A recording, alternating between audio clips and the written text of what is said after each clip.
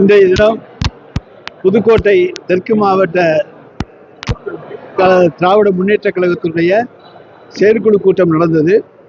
அதில் கள ஆய்வுக்காக வருகிற கள பார்வையாளர்களுக்கு முழு ஒத்துழைப்பு கொடுத்து தலைமை கழகம் கேட்டுக்கொண்டபடி என்னென்ன நடவடிக்கைகள் எடுப்பது என்பது குறித்து விவாதிக்கப்பட்டது. அந்த முதல் சட்டமன்ற கூட்டத்தொடர் என்பது முதல் நாள் வருகை பதிவு, அடுத்த நாள் சட்டப்பேரவை தேர்தல், தலைவர் சபாநாயகர் தேர்தல், அடுத்த நாள் நம்பிக்கை ஓட்டெடுப்பு. இதுதான் நடந்துச்சு.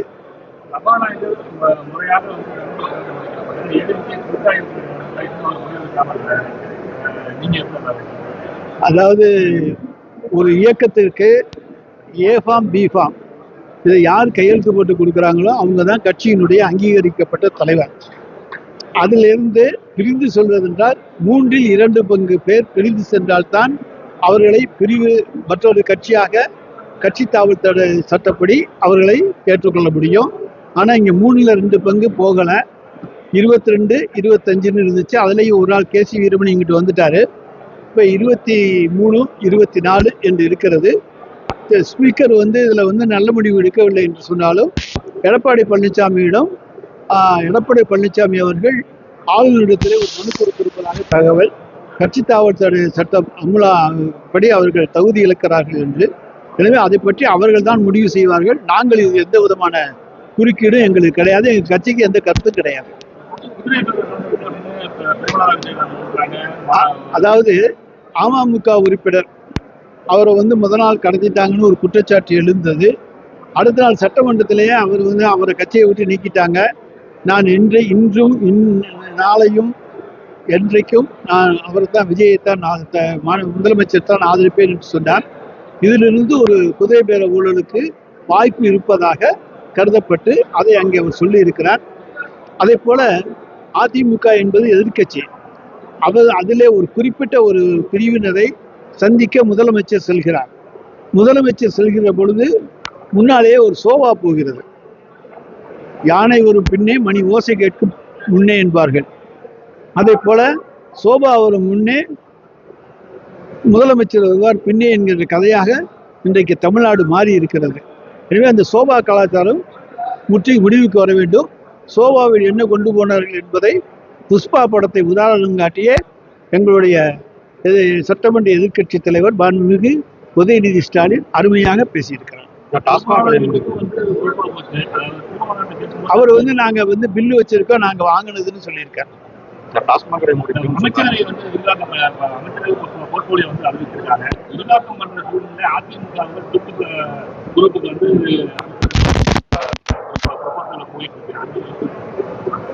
அதாங்க, அது இனிமே ஆளுநர் கையில் இருக்கு.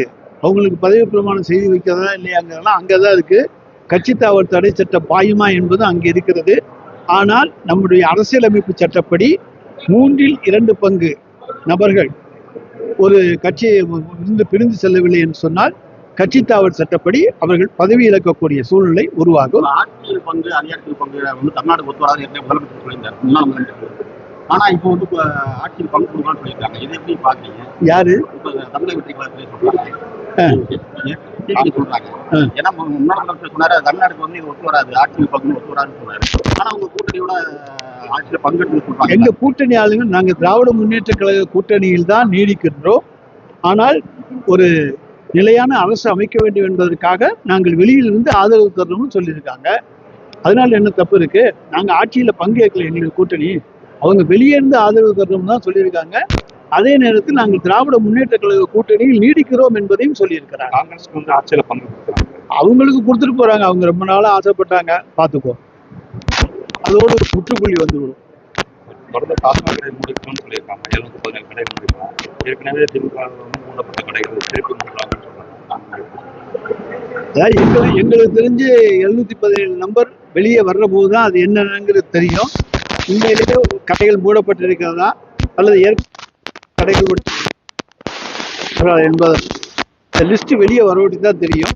இப்ப நம்பர்ஸ் தான் சொல்லியிருக்காங்க.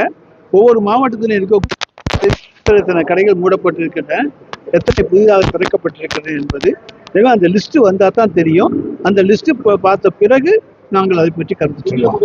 செயல்பாடு அவன் சும்மா உட்கார்ந்துகிட்டு இருக்காரு.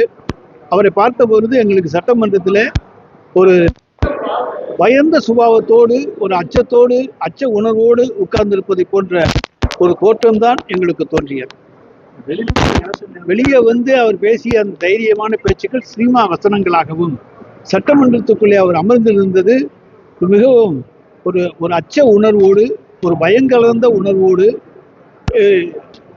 இருப்பதாகத்தான் எங்களுக்கு தோன்றியது. இந்த சூழ்நிலையில வந்து அந்த 5 ஆண்டு காலம் இந்த அரசு வந்து சக்சஸ்ஃபுல்லா போக போக தெரியும். அதிமுக ஆட்சி அமைக்கிறது திமுக சப்போர்ட் பண்ணுச்சு அப்படின்னு மறைமுக ஒரு குற்றச்சாட்டு சொல்றாங்க. நிச்சயமாக கிடையாது. நாங்கள் அப்படி ஒரு முடிவை எடுக்கவே மாட்டோம். எங்களுக்கு எந்த ஒரு தரம் இல்லை, 2 தரம் ஆட்சியை இழந்தவர்கள். திராவிட முன்னேற்ற கழகம் ஆட்சியில் இருந்த பொழுது 1976 ஆட்சியை இழந்திருக்கிறோம், 1990 ஆட்சியை இழந்திருக்கிறோம். அதனால எங்களுக்கு பதவி ஆசை கிடையாது. எங்களுக்கு கொள்கை தான் முக்கியம். பதவி ஆசை திராவிட முன்னேற்ற கழகத்துக்கு கிடையாது. எங்கள் கொள்கைப்படி தான் நாங்கள் நடப்போம். பதவிக்காக நாங்கள் எந்த காம்ப்ரமைஸுக்கும் போக மாட்டோம், சமரசத்துக்கு போக மாட்டோம்.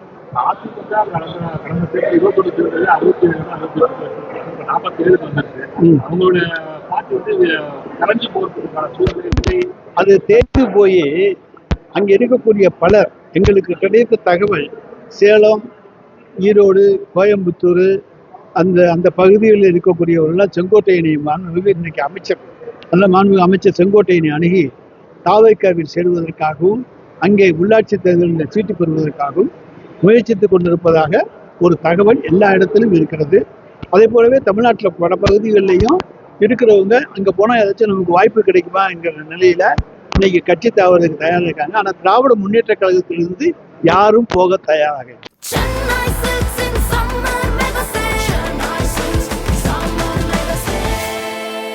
The Chennai Silks in Mega Summer Sale.